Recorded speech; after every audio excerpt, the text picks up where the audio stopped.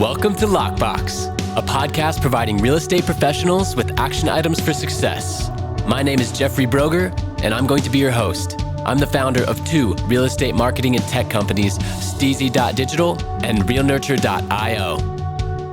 In this podcast, you'll learn from top 1% real estate and mortgage brokers the exact secrets to their success. Welcome to Lockbox. Welcome to Lockbox. My name is Jeffrey Brogger, and I'm here today with Nik Shah. Nik, thanks so much for being with us. Hey, thanks for having me, Jeff. Absolutely. So start it off, tell our listeners who you are and where you're from. Hey, so I'm an entrepreneur right now. I'm focused on solving the homeownership crisis, the housing affordability crisis in America. And currently I'm based in Marin County, California. Excellent. And what got you into real estate in the beginning? I'm curious about your first interaction to the power of real estate. Yeah, my entry into real estate was more mission driven than anything else. In my previous life, I was a management consultant and then a venture capitalist. And I used to work with all the large financial institutions in the country to help them design better financial products. I worked with all the large retail banks, Fannie, Freddie, hedge funds that bought mortgage-backed securities and all the insurance companies that help protect them by using CDSs. But, what really got me interested in real estate, at least the home ownership side of real estate, was, my broader mission of helping people build wealth. And for a third of the country, home ownership has been the primary way in which they've built wealth, right? They don't necessarily own stocks. They don't necessarily own crypto. It's primarily about just, paying their mortgage off and using that to build their wealth over time. And a big part of the country has been locked out of that. So in order to solve that problem and find a win-win solution, I got really interested in real estate, especially single family housing, which I believe is a highly undertapped asset class right now. Okay, interesting. So you came at it from a mission perspective, looking at empowering more Americans to be able to achieve the dream of kind of like financial security through home ownership. Because like you mentioned, the average American isn't super savvy with stocks. They aren't, doing these crazy investments. They're making, $30 to $60 or $70,000 a year, and they can pay off their mortgage. And they can. over 30 years, then they have an asset. And so, to start that is difficult because for many, it's difficult to get that down payment, right? That's right. That's right. And a large majority of them already have the income to be able to afford a home. They just don't have the savings to buy the home in the first place. They're already mortgage ready. They're already paying off their landlord's mortgage today and taxes and fees and profit on top of it. Right. So why not pay off their own? Why make their landlord wealthier when they could build their own wealth themselves? Well, absolutely. It's a powerful mindset shift. So before we dive into home.llc, I'd like to talk about your experience in college when you sold a startup. I have done many startups in my day, many of which have failed. I'm in the process of some ones that are successful right now, which is exciting. But man, I started a startup in college and I feel like it had so much potential and I just couldn't focus on it. Couldn't get the funding. At that time, I wasn't resourceful enough to really dig deep and make it happen. So for you to successfully exit a startup in college is impressive to me. And I would love to learn more about what that was like. Yeah. The story is similar. It starts with a mission-driven approach and add a lot of luck into it and ends up with a successful exit. So, this was, I was very entrepreneurial from the get-go. And, in my freshman year of college, I really reflected on the pain it took me to select my major. And this is all in India. And so we decided to launch a company that could predict which majors and which colleges would be available to you based on your standardized test score.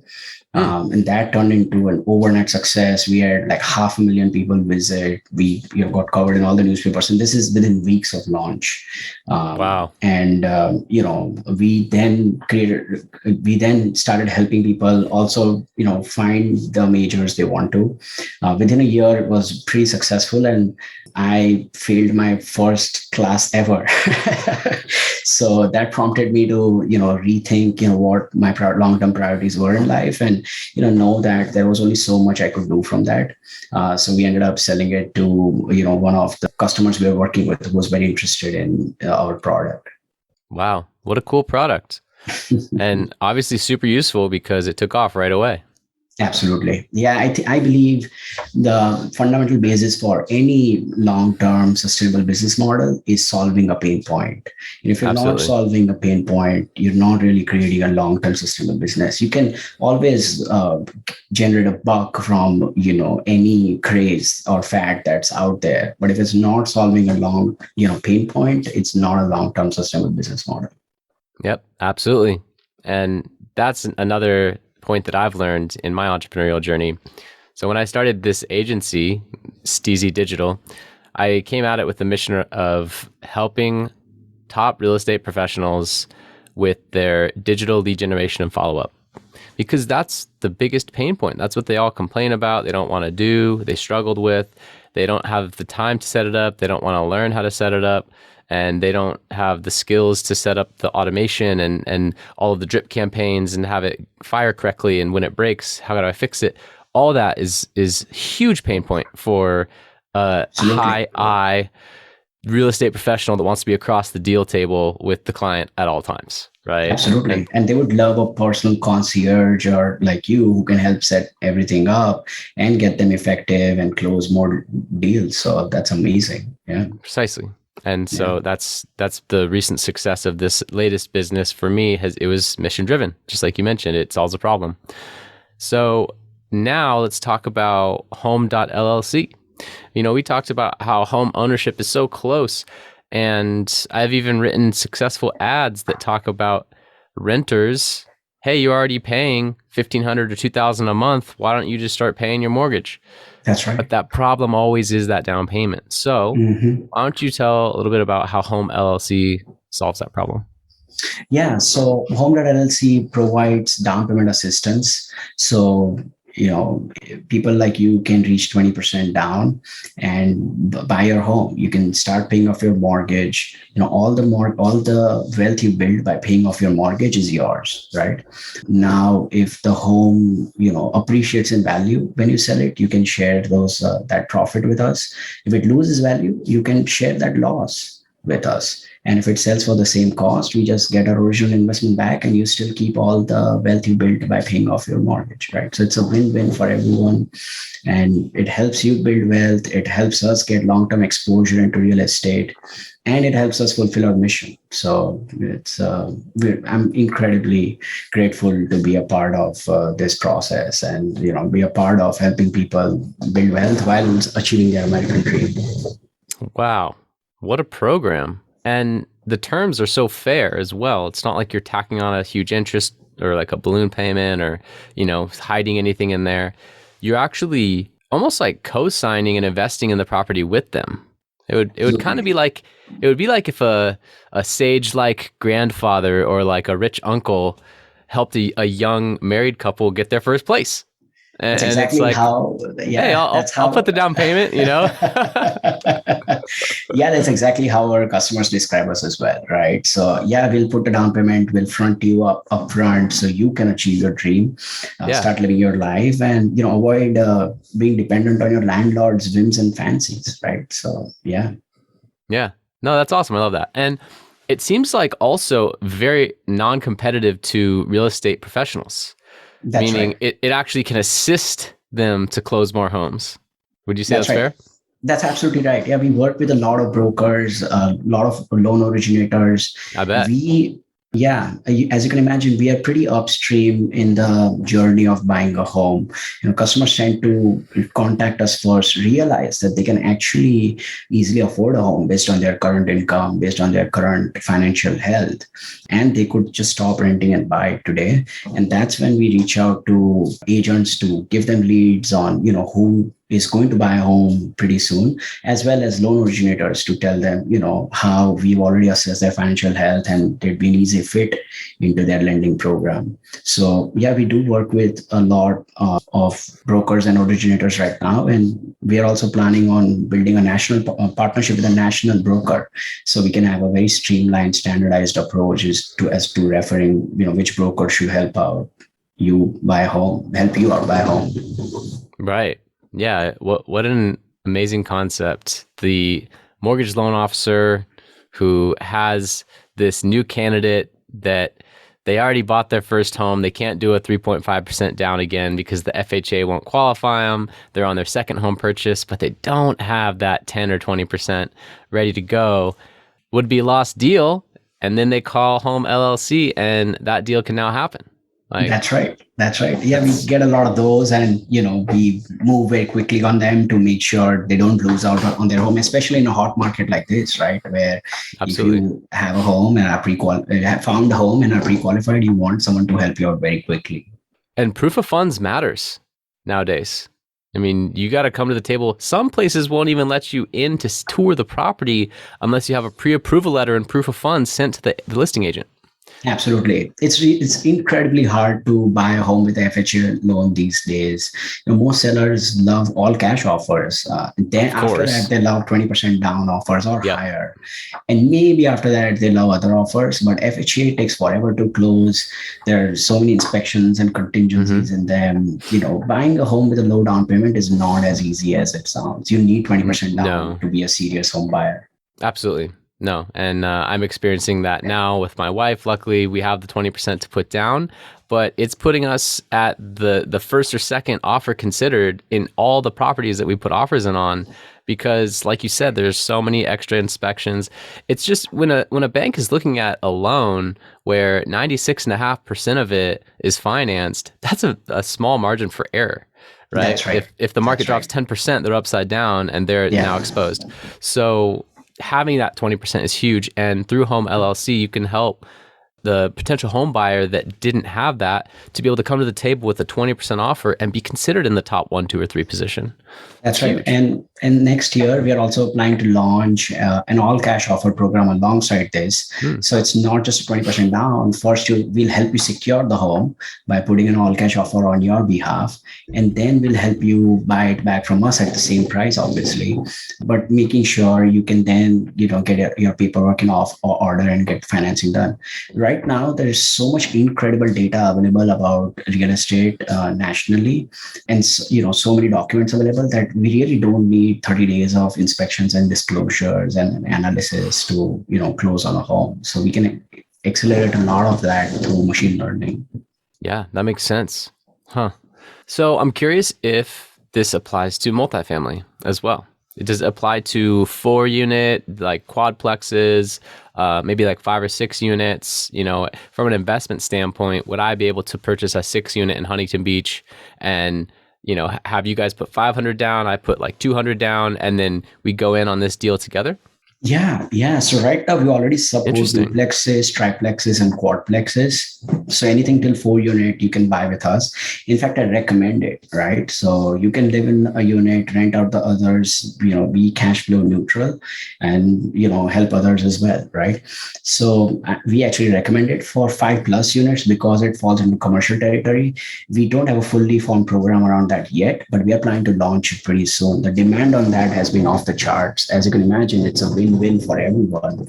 So we are planning to launch a program to help people like you buy a 5+ unit property with less than half the down payment required. We can put in the other half. We can even put in 3/4 of it, and Hmm. then you can keep the yield, and we'll share the appreciation.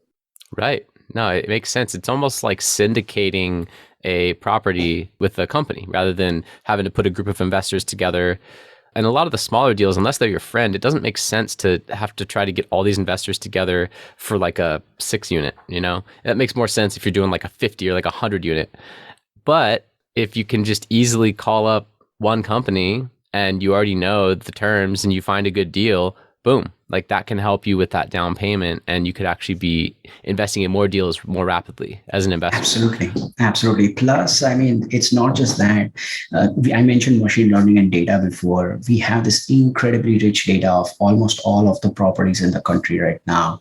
So we can even advise you on which zip codes to buy, which neighborhoods to buy in, places where there could still be future supply constraints, limitations that might avoid overbuilding of inventory in the future, or might avoid mass delinquencies in the future, that could keep that property appreciation afloat, even if the broader market isn't doing as well. So it's not just money. We can also provide you guidance on how to think about investing in the right place. Interesting. That's awesome. And I'm very intrigued on the commercial side. So in addition to owning a marketing agency, I am a commercial real estate broker, and I help with 5 to 50 unit multifamily.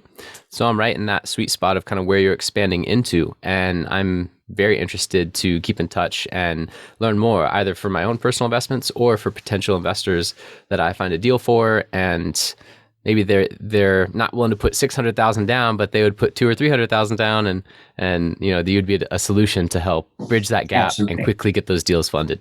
Absolutely. Absolutely. Yeah. Let's talk more maybe around Q2, Q3 next year when we launch this program. Yeah, absolutely. I'll be in touch about that.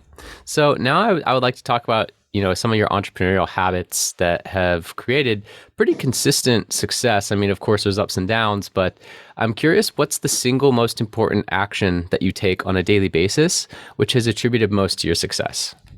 I believe there are only two hacks in life. It's, working out and meditating. And that's true for entrepreneurship as well, right? I think breaking a sweat whenever you want, whether it's early in the day and sometime in the afternoon or late in the evening, really allows you to, it has so many incredible benefits. I can't even start going into it, right? It's a hack, basically. It's a no-brainer. And it's the same with mindfulness as well, right? As entrepreneurs, we're dragged into so many things at a go, right? We have to not just plan about the 5-10 year future, but also plan about how we're going to make payroll for the next month, as well as what we need to get done this week or this month, and reflect on our mistakes of the past to make sure we're not making them again, right? So our mind is dragged into so many different time perspectives that it really helps to be in the moment. And I think meditation is just a workout for the mind, right? And I think these two hacks are so incredible. I highly recommend them. On top of these two, if you manage your eating habits well, you're going to succeed no matter what, right? You're going to find a way to succeed no matter what. Everything else you can figure out, right? You'll eventually find a pain point that's important enough for a customer that's willing to pay, for an investor that's willing to bet on you, for a team that loves working with you. You're going to find all of those things. That's just a matter of time, energy, patience, and grit, and obviously some intelligence and a lot of luck. But meditation, working out, and eating healthy will help you get there no matter what. Such an interesting point, and one that's rarely talked about is meditation. Some of my guests have talked about waking up early, working out, or working out whenever you want to, but make sure it's a 4 or 5 times a week habit. But meditation plus working out, it really is a hack. And at times in my life, I've been more committed to the meditation part than others. And during those times, I have so much more patience. I feel like I walk through life with more grace. I feel like my mind is more oxygenated, and it's able to operate on a frequency that can identify opportunities and solve problems faster, better. And it's so interesting that despite all those benefits, it's so easy not to do it. Yeah. Right? It's easy to do, and it's easy not to do. And all of a sudden, those benefits kind of slip away, and you fall back into what your normal is without meditation. So that's right. To take that one level deeper, is this a daily habit? And like, how long are you meditating, and at what time of day for you? Yes, I don't necessarily think of meditation as that 5, 10, 15 minute zone where I'm not thinking about anything. I just think about it as a 5, 10, 15 minute practice for how I should be for the rest of the day, right? So if I'm Hmm. able to be mindful for the rest of the day, it's working for me, right? If there are days where, I'm just mindlessly wandering in the future or in the past or in whatever emotion I find myself caught up in, then I need to start training my mind again. And that's where that daily meditation schedule kicks back in.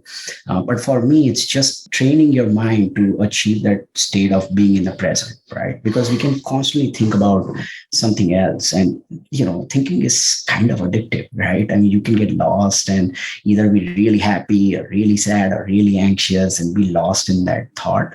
But whatever you're going to do, you're only going to do it in the present. And that's what matters the most, right? And Hmm. that's where training your mind, doing it just enough times so you feel like you can be in the moment effortlessly is the real hack. It's true. And I like how you kind of reframe it. It doesn't have to be this Zen like moment where you don't think of a single thought because your mind is going to generate thoughts. It's what it was designed to do. And by the way, those thoughts are designed to keep you alive. It's a survivalist mechanism. That's So right. it's going to happen. But I like how you just reframe it of it doesn't have to be me not thinking and breathing deeply and crossing my legs and with a straight back. Like it doesn't have to be the stigma of what meditation is. For you, meditation, as you said, was I am setting my intention to be the person that I want to be for the rest of the day, as Mhm. mindful and as caring and as confident and as whatever you want it to be for the rest of the day. For this 10, 15 minutes, I'm going to be that person. That's I right. really like that. I really That's like right. that. That's Mhm. awesome. So, And for meditation and working out, I recommend if you're not able to do it, then set a very, very, very low bar. Like my bar every day is 2 minutes of meditation and 2 minutes of working out. Like if I just sit in my car and drive to the mm, gym and enter for 2 minutes, my task is done. Like my bar is very low. And most times, guess what happens? I probably, I have some of the best workouts of my life, right? Hit personal records and everything.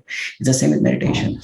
Don't shoot for a perfect lift or a perfect run or a perfect bike ride or a mm-hmm. perfect meditation session. If you can squeeze in 2 minutes, do it.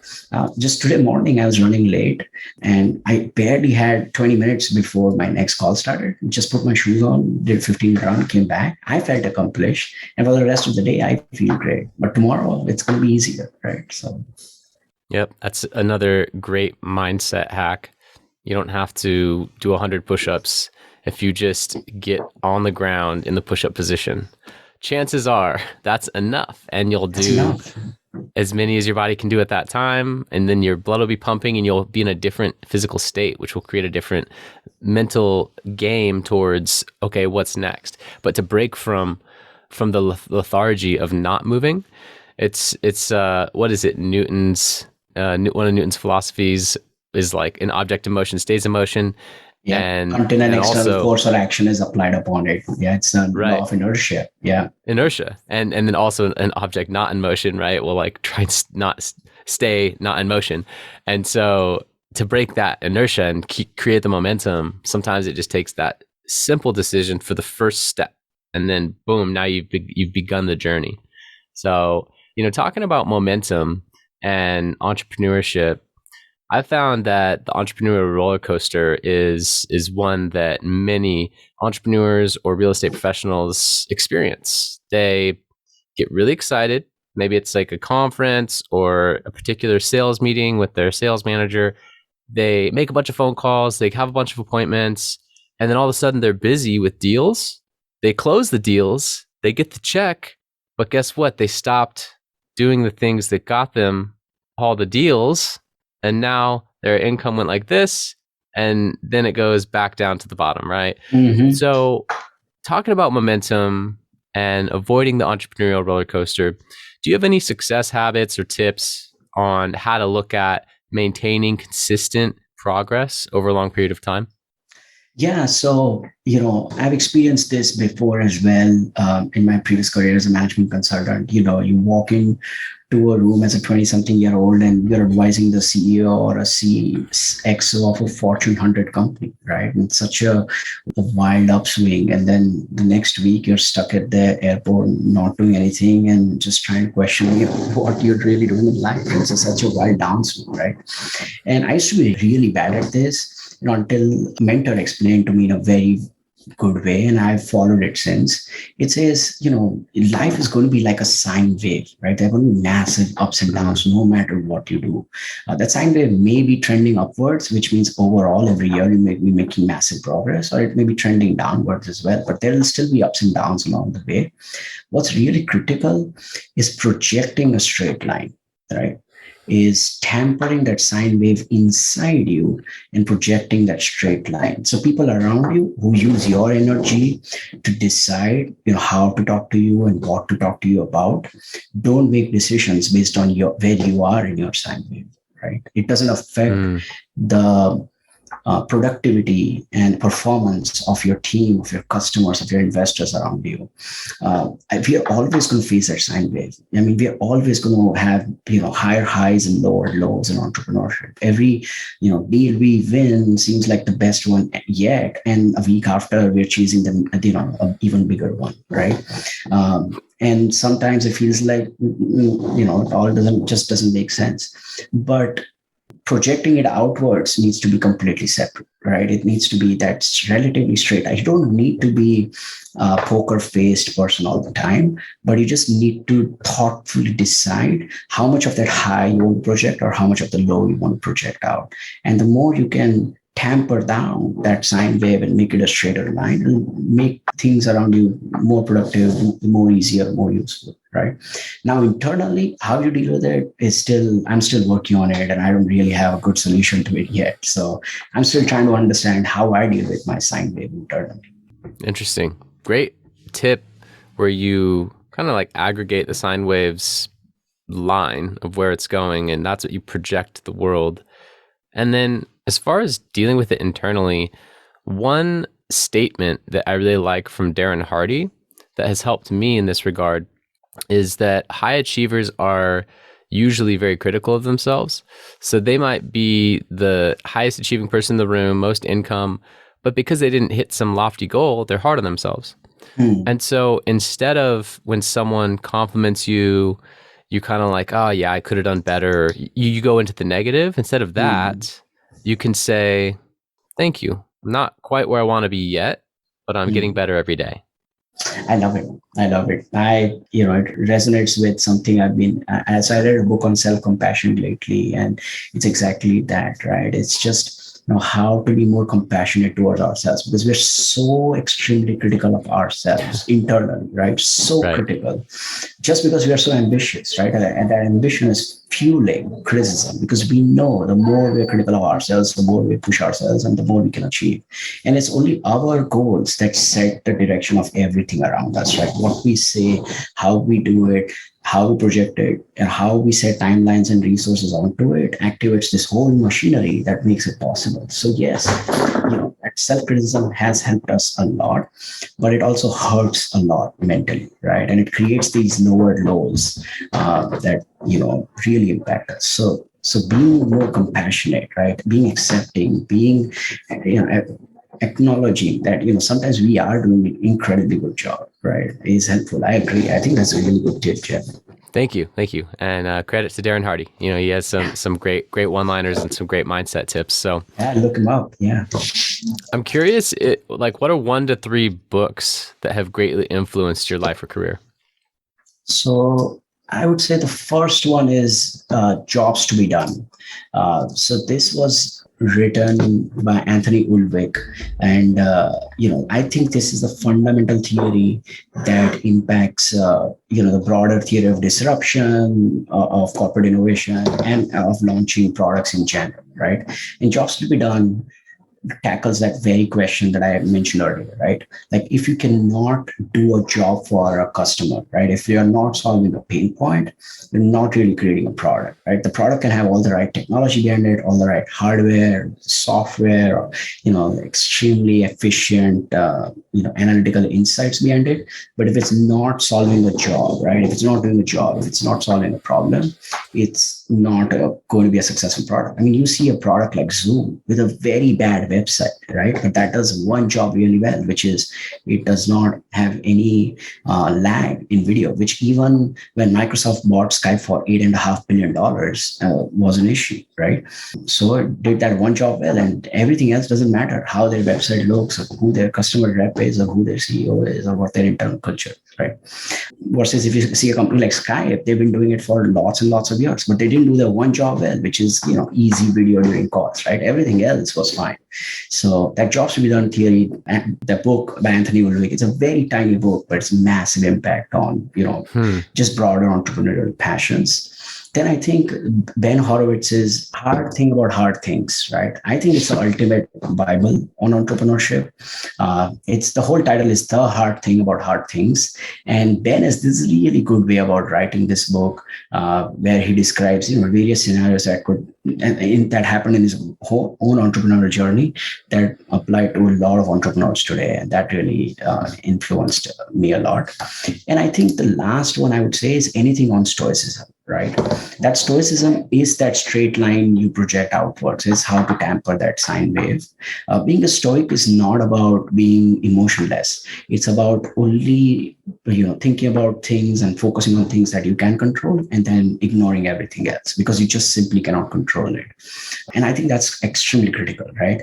As we want to literally move the world with our ideas and our approach and our thinking, being a stoic is extremely critical, right? So it allows us to laser focus our energy on things that we can truly control and generate output out of it, rather than spending hours and hours worrying or thinking or planning about things that we have no control over.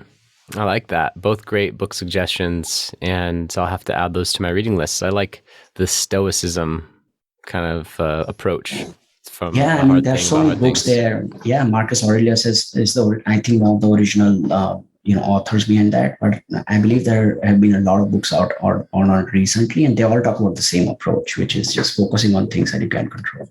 Right. Yeah. And that is a powerful concept for sure. Yeah. So is there a question that I should have asked you, or is there anything that you'd like to expand upon from earlier? I think we can maybe dive deeper into, the my longer term outlook on real estate, like how we use data to think about real estate long term, what the state of the market is right now, and all that. Yeah, give us your future projections of, what's going on right now, and then what you see in the next, 5 or 10 years in real estate, and what your vision is. I'd love to hear that. Yeah. So, as you know, right now, the real estate market is incredibly hot, right? Home prices have grown by, teens to low 20% year over year. Yep. The entire country is hot. Austin's red hot. Boise is jalapeno hot, right? Everything's super hot. And the primary reason behind this is we have a massive supply demand mismatch right now, right? Demand is incredibly high because rates are at an all-time low, and people are looking to buy a home, right? A home has been the safest place there could be during a pandemic, right? So the desire to own a home, to have a yard, to have a separate spot for your home office has grown. Rates are low. And on the other hand, supply has been incredibly low, right? After the '08 crash, a lot of new supply stopped coming to the market. A lot of builders got burned. A lot of projects were left midway and never restarted. And a lot of permits didn't get issued for building new homes. So supply has been trending low for the last 10 years, and it's really impacting us right now. And because of this, the market's super hot. I think long term, the market will decelerate over the next couple of years, but it will keep growing no matter what. we have a team of economists and data scientists and quantitative analysts that obsess over real estate data. We analyze over 1,000 variables for all the cities and neighborhoods and zip codes that we track. And for most of them, we are pretty optimistic. We're pretty bullish. There are so many, neighborhoods across the country that are incredibly supply constrained. Like think about the San Francisco Bay Area or Boston or Manhattan as an example. You might see new construction go up every once in a while, but the cost of building something new is so incredibly high there. It takes so long that even the replacement cost, which is the cost of adding a new unit, is really high, right? Right. And they just have natural geographic supply constraints. On top of that, they have zoning constraints. And on top of that, they have this army of NIMBYs around that just don't like new housing built around them, especially multifamily housing, right? Dense housing. So, for these supply constrained areas, we might think, people are fleeing the Bay Area, people are fleeing New York. And part of that is true. There has been domestic net migration out of some cities. But overall, the population there has still been stable or growing, mostly due to birth rates and international inbound migration. So, and even if population declines, which has been the case in New York, for example, wages have grown at such a quick rate that wage growths have, superseded population decline, which has been very minimal. So, for example, people who are moving into the city have much higher wages than people who are leaving the city, right? Now, if we talk about specific cities like Austin and Atlanta and Phoenix, we are very cautiously bullish about them. The primary reason is, Austin is one of the highest job growths in the country right now. The per capita income growth is also one of the best in the country right now. More people have moved to Austin than any other city, not just this year, but last year as well. But Austin is also surrounded, except West Austin, almost all of it is surrounded by farmland, right? Where new supply is very easy to build and, permits are being given away bit like candy right now. Right. I think last year Austin issued like 45,000 building permits. The year before it was close to 15,000. So they almost 3x. And this year, I think they're on track to issue more than 75,000 building permits.